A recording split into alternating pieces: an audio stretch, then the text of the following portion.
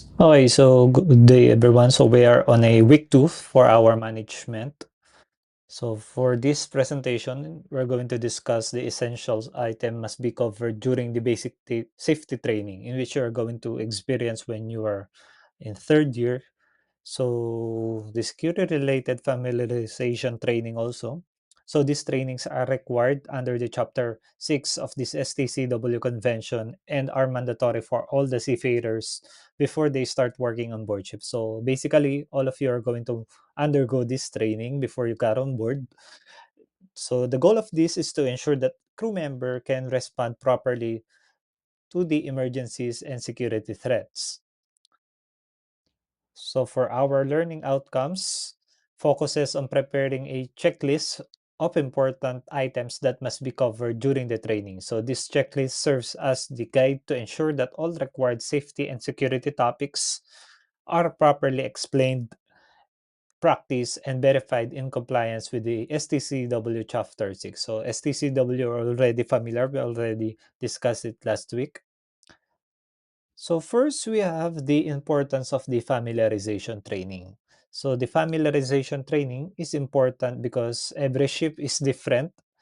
So every kind of vessel like tanker, cargo, passenger, magkakaiba sila ng structures. So even experienced seafarers need to understand the ship-specific equipment, procedures, and layout. So this training ensures that crew members can work safely and respond correctly during the emergency situation from the first day around. First day nyo sa vessel, so dapat dun pa lang meron na kayong familiarization. So the STC Convention overview establishes that international standards for training, certification, and watchkeeping of seafarers. It ensures that all seafarers regardless of nationality, so walang exemption dito, lahat ng crew members ng galing sa iba't ibang bansa must ensure that they meet the minimum level of competence even or when working on board ships. So STCW Chapter 6 focuses on the emergency responses, the occupational safety, medical care, and security awareness.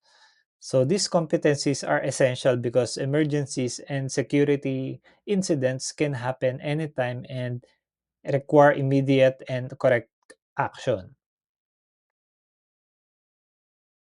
So sino nga ba yung mag-undergo ng training? Who must undergo this training? So all seafarers employed or engaged on board ship must undergo this basic and security familiarization training before assuming duties on board. So this applies to officers, ratings, cadets, and even temporary crew members must have this kind of training. Kasi syempre sasakay kayo sa barko and it is not good to be not familiar when you are on a vessel. So what is the purpose having this kind of basic training? So the purpose of this training is to prepare seafarers like you to protect themselves, no? Syempre, hindi nyo alam kung ano ba yung unsafe or safe act na pwede nyong gawin doon sa barko. So, preparation for seafarers to protect themselves and also to prepare others and the ship and the marine environment during the emergencies such as the fire, abandoned ship, or the medical incidents. And what is the components of this basic safety training? So the basic safety training consists of four main components. So like the personal survival techniques, fire prevention and firefighting, elementary first aid, the personal safety and social responsibilities. So all of these components must be completed and must be certified by the authorized training centers and must be authenticated by the Marina. So for the personal survival techniques, so this training teaches seafarers how to survive at sea. In case of abandoned ships situation, it includes the correct use of life jackets, the life rafts, lifeboats also, and the survival techniques while waiting for the rescue teams. Pagdating naman sa survival equipment familiarization, so this teaches seafarers how to uh, be familiar with the life-saving appliances such as the life-saving appliances like these life jacket, the immersion suits, life wraps, distress signals, and emergency equipment. So knowing how to use these items increases the chances of the survival during the emergencies. Then for the fire prevention and firefighting training focuses on the identifying the fire hazards, preventing fire outbreaks, and responding correctly if a fire occur. So if fire is one of the most dangerous emergencies, because fire is one of the most dangerous emergencies on board. Then firefighting equipment awareness. So crew member must know the location, the correct operation of firefighting equipment such as the fire extinguisher, fire hoses, uh, breathing apparatus, and fixed firefighting system. So you must be familiar what's the location and what's the purpose of each firefighting equipment on board ship. Then you must have the elementary first aid. So elementary first aid training enables seafarers to provide immediate medical assistance during the accidents or sudden illness until the professional medical help becomes available. So that's why we call it a first aid. No? It is not the permanent mitigation of the uh, cause of accident. No? It is just a first aid, no? Paunang lunas. Then we have the medical emergencies on board. So this training prepares seafarers to respond properly in such injuries such as the burns, fractures, bleeding, and other medical emergencies to prevent the situation from worsening. Pagdating naman sa personal safety responsibilities, no, personal safety training promotes safe working practices on board, including use of personal protective equipment and following safety procedures to prevent accidents. Then we have the social responsibility. So this training emphasizes teamwork, effective communication, discipline, and respect among crew members or different nationalities and their culture. Kasi baka mamaya, syempre, magkakaiba kayo ng paniniwala and you should not force other nationalities to believe the same way they how your parents raised you, no? Magkakaiba tayo ng culture, magkakaiba tayo ng pinanggalingan. So you must respect one another and ensuring harmonious working environment on board. Then we have the shipboard familiarization. So it ensures that crew member understand the ship specific equipment, procedures, and safety arrangements before performing their assigned duties on board. By the way, shipboard familiarization must be done 24 hours within 24 hours once you get on board. So dapat familiar kayo ng duty officer once you got on board because you never know when the emergency will come, no? Baka within 24 hours magkaroon ng emergency and ikaw, paano ka? Hindi mo alam how to respond, how to save yourself, and how to participate during the emergency. So you must be familiar in every aspect once you got on board within 24 hours. Then emergency alarms. Crew member must recognize different emergency alarm signals and understand what actions are required when each alarm is being sounded. So basically, every emergencies have different kinds of alarm, so you must be familiar with different kinds of alarm and you know how to respond because with that alarm you can identify which emergencies you are going to respond with. Then once you heard that alarm, you must know how to go to the uh anong tawag dito? Master station. So with the master station, you are on a master list. So the master list assign specific emergency duties for each crew member. So this master list, doon nakalagay yung duties and responsibilities nyo during the emergencies. So familiarization ensures that everyone knows where to report and what to do during the emergency. Then we have the escape routes awareness. So seafarers like you must be familiar with escape routes and emergency exits so they can evacuate safely during the emergencies such as fire or flooding. Then we have the life-saving appliances location. So knowing the location of life-saving appliances allows crew members to act quickly and efficiently during the abandoned ship situation. So familiar naman tayo sa mga life-saving appliances like the life wrap, life jacket, life ring, life buoy, uh, life boat, no? So that is the life-saving appliances. Then we have the security awareness training. So security awareness training prepares seafarers to understand security threats and the role of maintaining ship security. So again, nagkaroon tayo ng ship security awareness because of the 9/11 tragedy, no, yung sa US, sa World Trade Center, no? Kaya nagkaroon tayo ng security awareness. Then we have these STCW security requirements. So the STCW requires security related training based on the seafarers assigned duties. So some crew members uh, receive basic awareness training while others receive training with designated security duties.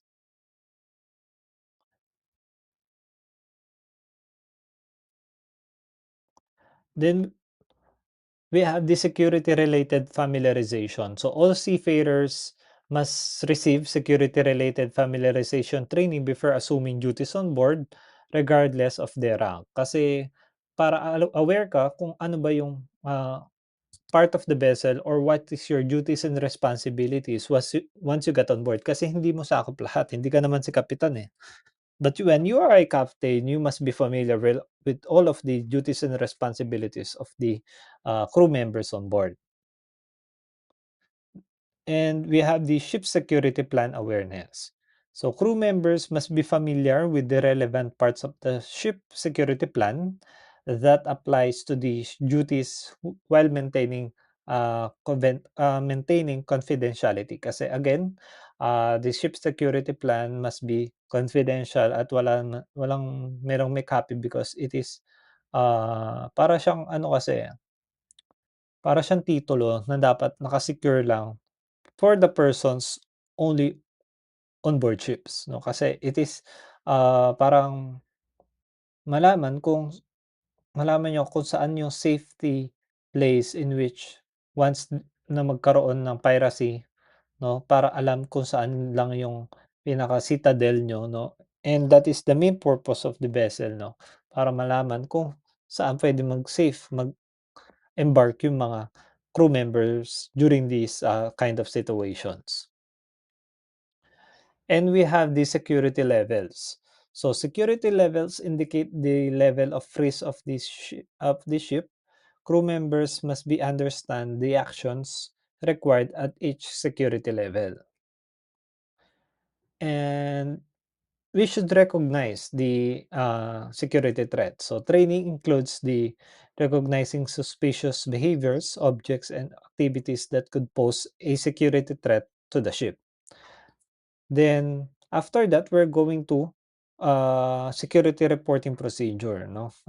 Crew members must know how to or to whom security concerns or incidents should be reported. So usually it goes to the ship security officer, which is the chief officer. Then we have the access control measures.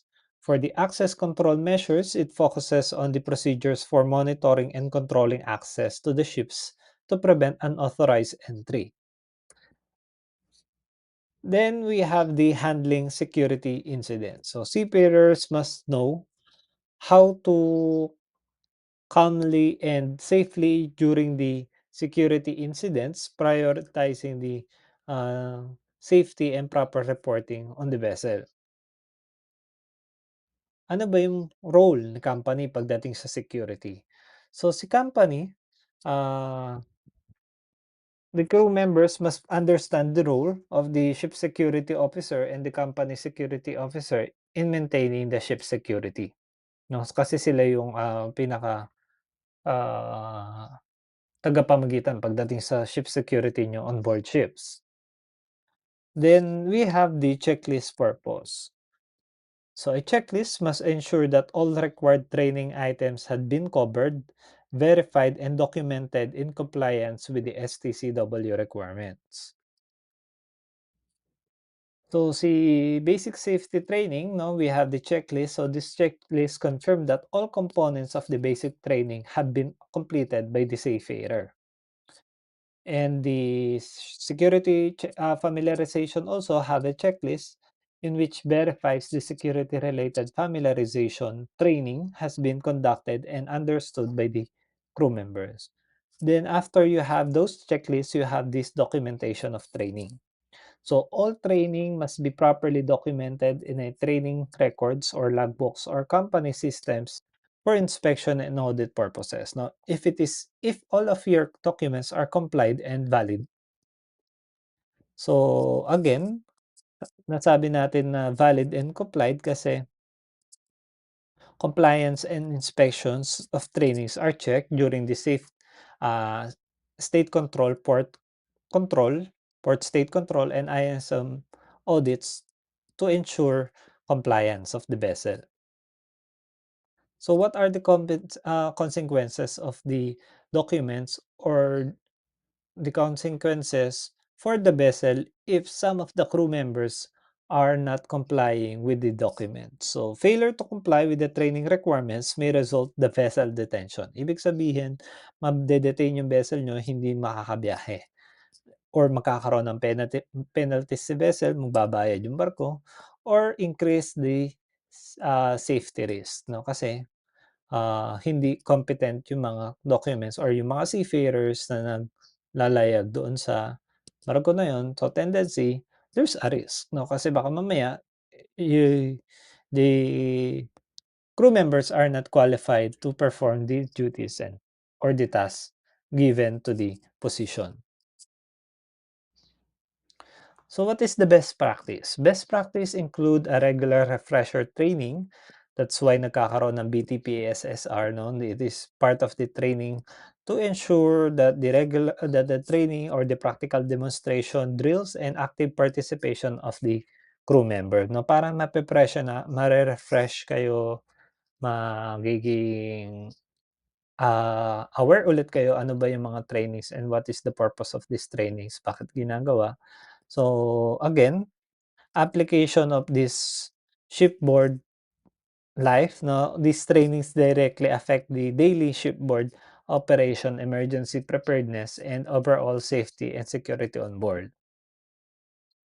So to summarize, no, the basic training and the security related uh, familiarization training and mandatory practical are essential for every seafarer's safety and competence.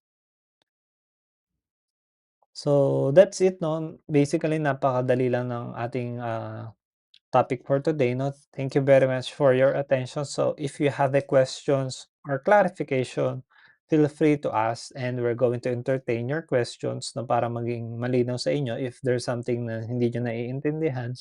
Then, you can take a break, no? After your break, sige 30 minutes break, then we're going to have a quiz for this presentation. So, thank you very much for your listening. And if you have a question, just raise your virtual hand and we're going to entertain your questions. Thank you.